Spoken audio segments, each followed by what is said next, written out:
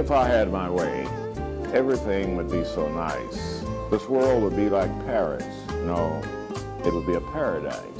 No one would ever have to say, I'm gonna get my wish someday. All one would have to do is say, this is my order, if you may. Welcome to another episode of The School Without Walls. I am Antonio Hobbs, host and founder of this educational program. Before I introduce my guests, I want to talk about a few preliminary things. Mr. Calvin Booker, who is the president of the University of Arkansas's Alumni Association, is encouraging all of us to work hard to try to increase the student population starting in September from what it is now to about 4,000 or something. So we need about 1,500 students. All of you on the sound of my voice, if you work toward that goal, we can be successful. Also, the purpose of this program is to do whatever we can to elevate the African American community and educationally, spiritually, and economically. Therefore, we want to talk a little bit about, well, I guess I should introduce my guest. My guest is a student here, Miss Gail Owens. How are you feeling today? I'm doing fine, sir. How are you? I'm excellent. All right. Excellent. Feel very good. So glad to have you with us. Yes, sir. So I'm going to talk a little bit to you about the purpose of this program. We are to train, we're encouraging the training, more training in the African American family. Mm-hmm. We have too many African Americans compared to all other ethnic groups that have fallen through the cracks, so to speak, I agree. Because of the lack of training, right? That's right. And see, training is the first effort that people make to cause us to be human. Okay. That's different in education, right? Yes, sir. Say we have to be trained how to respect one another, trained how to respect authority. That's not being educated, that's being trained, That's right. Trained how Starts to... at home. Starts at home. To dress for success, you see, there's a certain time we should dress a certain way. That's if right. we expect positive outcomes. You see what I'm saying? Yes, sir. And then the educational aspect is once we have gone through that elementary school, we start thinking about education. Mm-hmm. High school, you should have your mind set on a goal greater than just finishing school. Right. And then you go on perhaps to secondary education into college and so forth. And that leads into, I want to ask you a little bit about your background. Okay. I understand you were born in Blytheville, is that right? Yeah. Well, I wasn't born there. I was born in Springfield, Illinois. Yeah? And maybe as in, I'll say about 3 or 4 years of age, mm-hmm. That's when I moved to Arkansas. Oh, I see. Yes, sir. So you don't know a lot about Springfield? No, none, to be exact. Okay. And were you raised by were you raised by your parents, your grandparents, or? Okay, I was raised by my mother and my grandparents. In the house of your grandparents and your mother? Is that where it was? On and off. Okay. Which mm-hmm. one did you live with mostly? Your mother? About half and half. Half and half. Yes, sir. Okay. Well, it's always good to have grandmothers there for support. Yes, sir. And you finished high school there? Yes, sir. Blytheville, Arkansas. Mm-hmm. We're certainly glad you came to the University of Arkansas at Pine Bluff, but yes, sir. Why did you choose this university? There are so many other universities and colleges. I chose this university because not only was it a little closer to home, but I have people here that are alumni, mm-hmm. and they told me like the great experience they had, and it's all of what you make of it. Mm-hmm. I hate when people like down UAPB or whatever have negative things to say, especially when you haven't been here. There you go. See, I am. This is my 4th year here at this university, and I'm a proud Golden Lion. That's wonderful. And I'm proud of my school and all of my accomplishments and the more that I have in the future. Mm-hmm. And it really bugs me a lot when people speak negative about the school when you don't know what actually goes on. That is so correct. I am here, doing things active on this campus. Mm-hmm. So therefore I have to say so. And if I'm happy, I think you should be happy for me too. That's wonderful. Right. You reminded me of a young lady. I asked her, why did you go to X school and didn't come to UAP? She said, they tell me that they party down there As a young lady, wherever you find young people, you're going to find some parties. Yeah. That doesn't mean that they party all the time, nor does it mean that you got to be in the party. Right. So don't let that be that's a negative that you were speaking of.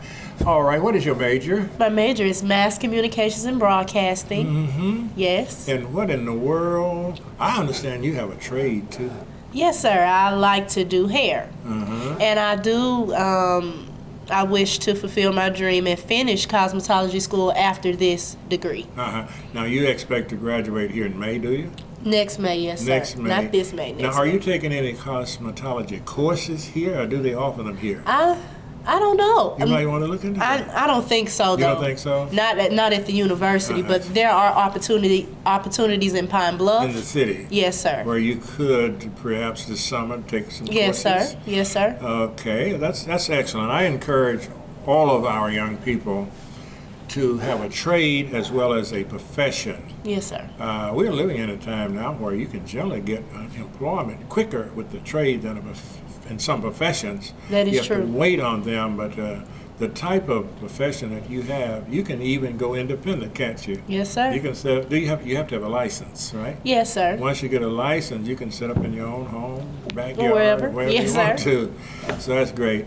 Okay, we have about 1 more minute in this segment of this. I didn't mention our objective directly here. We're dealing with African American history. This is the 5th session. We've done the ancient history. Now we are going to deal with temporary history, that is in the Americas. So about a minute, we'll start with what you have jotted down. Talk about some African American characters that you know. I believe you're concerned about music. Yes, I love music. Go with that. Okay, let's start with, Mr. Nat King Cole. Mm-hmm. The sales from this musician and singer contributed so greatly to Capitol Records that the success during the 1950s and its headquarters became known as the house that Nat built. The house that Nat built. So yes, sir. In other words, he had so many records that sell out and went above scales and all this stuff that they actually named their headquarters the house that Nat built. Okay, let us stop on that for a break, and we will be right back talking about Nat King Cole and other artists that she has. Okay. Hi everyone, I'm Erik Spoelstra of the Miami Heat and a member of the NBA Fit team. I'm here today at the White House to find out why eating healthy can help you perform like a champion. Well, I eat fruits and vegetables every day because it gives me the energy I need to perform at the top of my game. Thanks, Dwayne. What about you, Ray? Drinking water is an important part of my pregame routine so I can stay focused and refreshed. And you can take it from me. Eating the right foods can help make you a better athlete. Oh! Angel!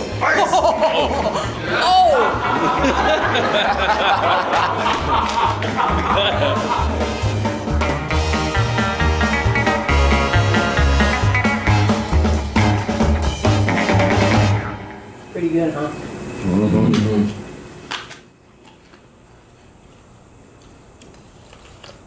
Those of you who have just joined us, I'm Antonio Hobbs, host and founder of this educational program called The School Without Walls. My guest is Miss Gail Owens, who is a student here at the University of Arkansas at Pine Bluff. In fact, she's one of my Spanish students. All right? Okay, we were talking about music, Nat King Cole. Nat King Cole's music is so beautiful. I really like it. Me too. And of course, I was so regretful that he died really young. Did you know that? Yeah, he died pretty young. Yeah, he was Yes, a pretty sir. young man. He died pretty young. Now, I never did know his real name. Nat was his stage name, wasn't it? Did you ever learn what his real name was? No, sir. Would you inform me? I don't know. I don't know either. I didn't think about it until just then. Nat should've- is not. well, maybe I should've looked that It's up. probably Nathaniel or something, but Nat Yeah. was a nickname. Nat King Cole. So maybe on another episode we might have that. Okay. Okay. What other African Americans do you want to talk to us about? This being Black History Month. Okay.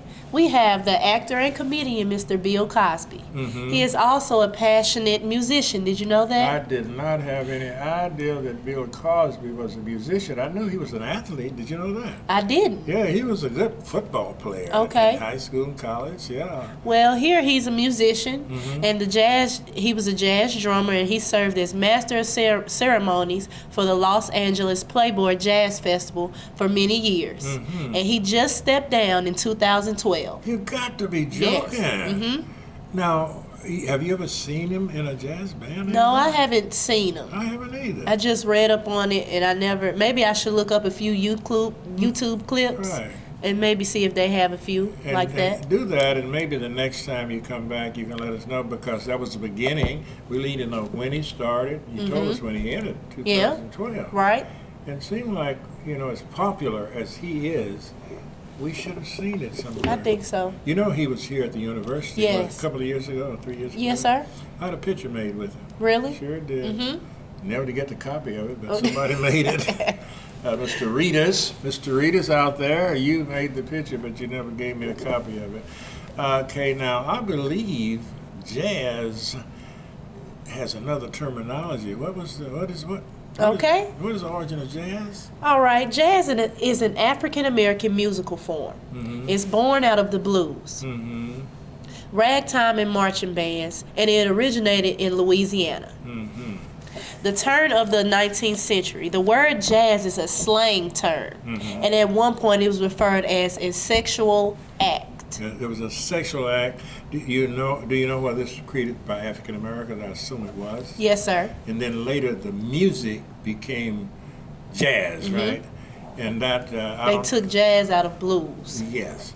I don't know how much you know about the difference between jazz, blues, then we have the spirituals, the gospel. Do you have any knowledge of those? See, both the history is basically the same. They come from African American. Gospel is an African American origin. Blues, the spirituals, and what else? And jazz. And jazz.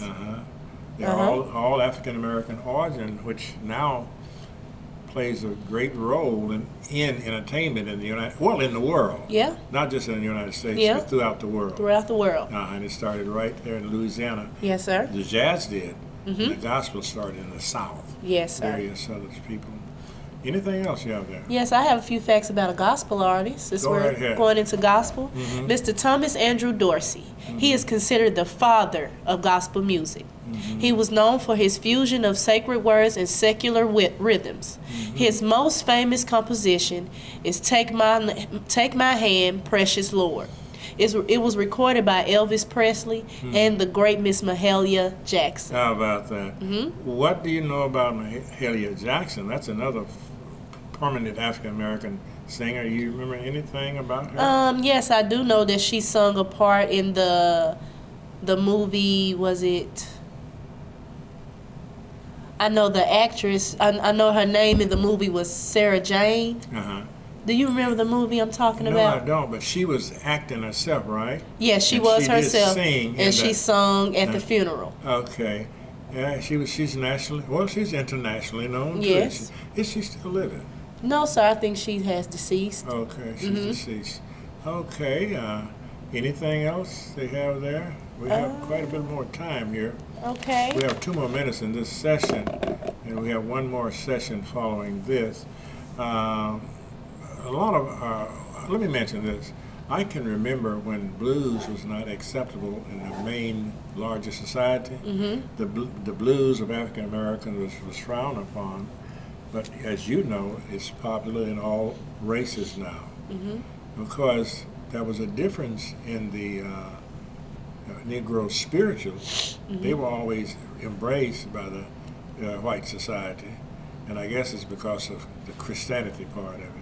But blues was considered negative until about 35, 40 years ago. Yeah, I remember Mr. Ray Charles some of his music was banned from some places because they didn't accept blues. They didn't accept it. Yes, sir. And B.B. King. Yes, sir. And those guys used to play around here in little towns like Pine Bluff and Little Black Club. Because B.B. King was from Memphis, Tennessee, right? Yeah. Okay. And they play all over the world now. Yes, sir. It's amazing how time can change. Yes.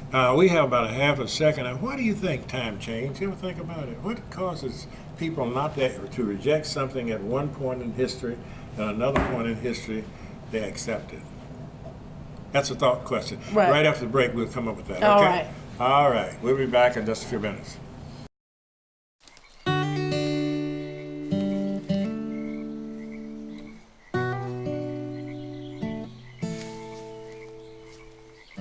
When you're out there, there's no telling what you'll find.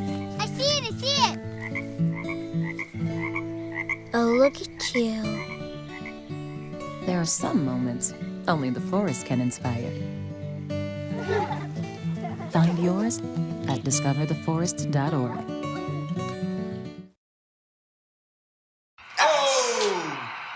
Checking your fantasy league? Nah, just my 401k statement. Nice. Where'd you find the money for that? I just been saving a little every month. I can't seem to save anything. Well, what about all this? What about the money you're spending? What money? It's gone before I can get my hands on it. I got a pizza for a Todd. Hey, can somebody spot me?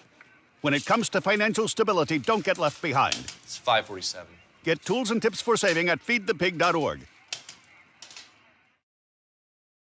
Those of you who have just joined us, I'm Antonio Hobbs, host and founder of this educational program called The School Without Walls. My guest is Miss Gail Owens.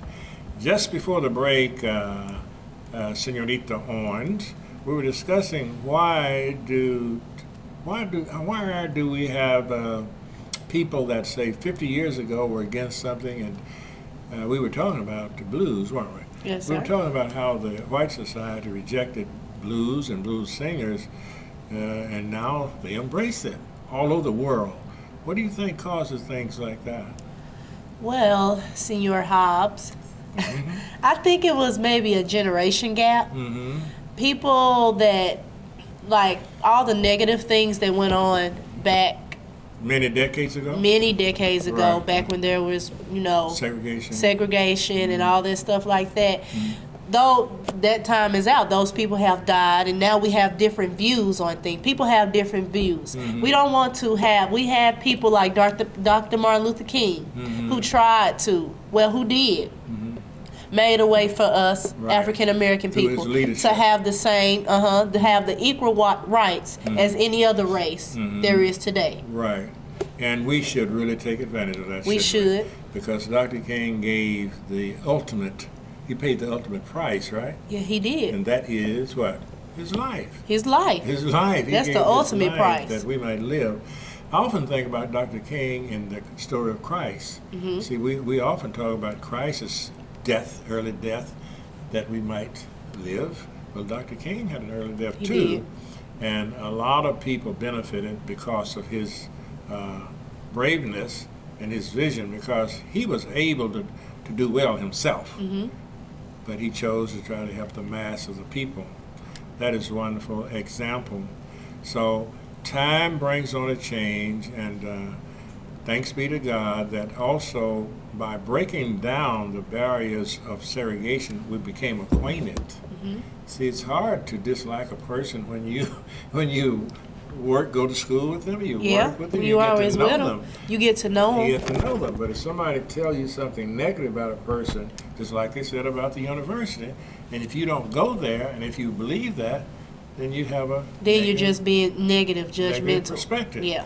So we want to learn from that, and as African Americans, let us do the best we can to represent Dr. King, and hopefully we have parents that we can represent also who stood along with Dr. King, because he couldn't do it by himself, did Right.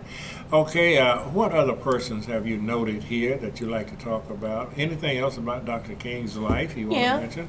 Well, as we all know, Mr. Martin Luther King Jr. was assassinated on one of his special friends, Miss Maya Angelou's birthday. Her birthday is April 5th, 1968. That's when she was born. 1968. 68, yes, sir. Mrs. Angelou stopped celebrating her birthday for years. She just stopped celebrating. She was still, I guess, in remorse or whatever. She missed her friend. And for those years, instead of celebrating her birthday, she just simply sent Miss Coretta Scott King flowers every day on that day for about 30 years. And until Miss Coretta Scott's death. So instead of just celebrating and doing like a big shindig like most people do, on her birthday, she sent Miss Coretta Scott flowers in recognition of her husband and how much and how big of their friendship they were that they had, and just to show that, you know, they were still love and, you know. Right. Let's check that date again. You said she was born in 1968, is that what you said? Let's count that. I believe you might have made an error with the date, because 68, we have, how long ago was that? 78, 88, 98, 108. Well, she would be just 50-some years old, and she's older than that, right? She's older than that. Okay, yeah. maybe there was an error. Let's make for the public sakes, let's make a note on 1968. It was probably an error because you are saying, what is her name? The lady's name? Maya Angelou. Maya Angelou. She was born in Arkansas. Did you know that? I did not. She's in Arkansas, right? I know people that know her personally. I don't know her personally, but I know people here in Pine Bluff that their grandparents and their parents knew her. That's why I knew she was more than 50-some years old. I didn't know that. Yeah. Okay, who else do you have there? Miss Ella Fitzgerald, known for having a remarkable 3-octave voice. And she got her start at the Apollo Theater. In Chicago, is it? Where is that? New York? New York. New York, okay. Go ahead. Anything else? I think that's about it. That's about all you have? Yes, sir. Okay, William, how many more minutes do we have here? We have 3 more minutes now. We just can't sit here and do nothing. You know some more African American history, don't you? While you're thinking, let me tell you a little bit about Maya Angelou. I remember the family. You ever heard of the Flowers here? There's a large family of people like there's a representative, Stephanie Flowers. She's an Arkansas representative. And there are 2 doctors. There's a Dr. Martha Flowers. And then she has a brother, John Flowers, and she has a brother who's a pharmacist.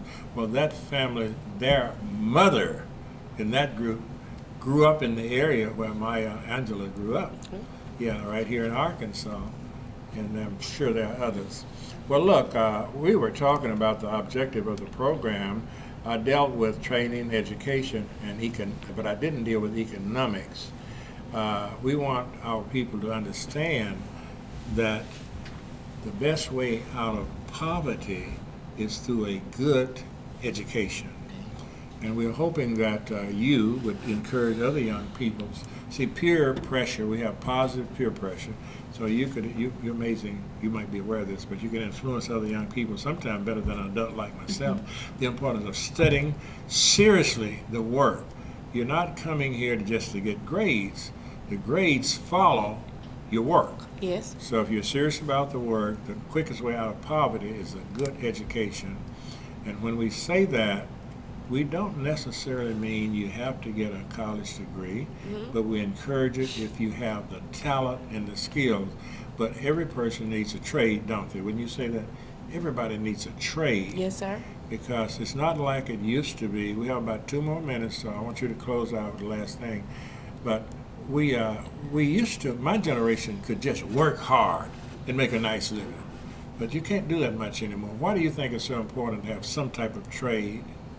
Some type of trade. I think it's important because, like myself, I'm helping myself get through school with my talent trade of doing hair. Is that right? Yes, sir.